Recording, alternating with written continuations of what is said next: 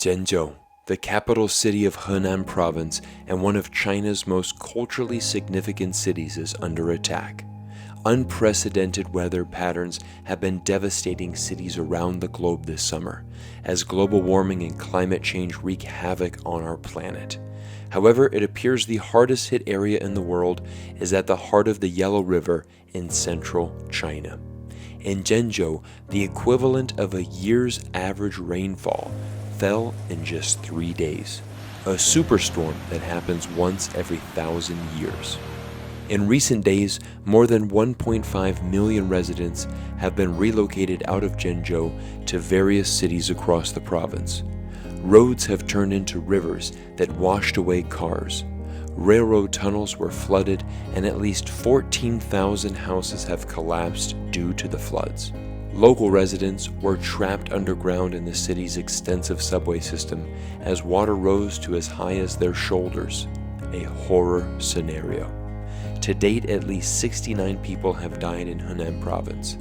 Last Wednesday, Chinese President Xi Jinping publicly stated the floods have caused significant loss of life and property damage. Although the government of China invested billions in improving the infrastructure of the city to withstand normal flooding conditions, everything that is man-made is ultimately at the mercy of Mother Nature. No city in the world could withstand the amount of rainfall that was recorded in Zhengzhou over those 3 days. However, these historic floods are only half the story.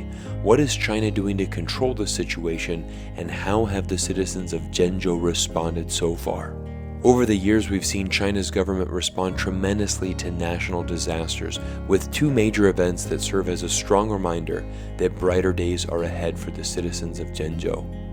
The first was the devastating 2008 Sichuan earthquake that claimed the lives of 69,000 people. China's government immediately responded by sending in troops and resources from every province to help those in need. The second event was, of course, the 2020 COVID-19 outbreak in Wuhan, when supplies and medical staff from every corner of China were relocated to Wuhan to combat a virus that would eventually shut down the entire world. Over 8,000 soldiers from China's People's Liberation Army and 16,000 reserve force members have been relocated to Henan. They are evacuating people from homes, providing medical assistance, and stabilizing the flood waters. They have also immediately begun reconstruction work and are supporting local authorities in the region. Rescue teams and fire departments from Beijing and Shandong are providing equipment such as helicopters to help increase the effectiveness of rescue efforts. The Ministry of Emergency Management coordinated additional efforts with aviation companies to mobilize unmanned drones for disaster relief, transmitting via a cellular network to restore communications essential to rescue operations. Many Chinese citizens responded to the call for donations and relief supplies, with hundreds of million yuan raised in fundraising efforts from thousands of business and disaster relief funds. Public assistance was also overwhelming, as many ordinary citizens joined firefighters and police officers to rescue fellow civilians in danger.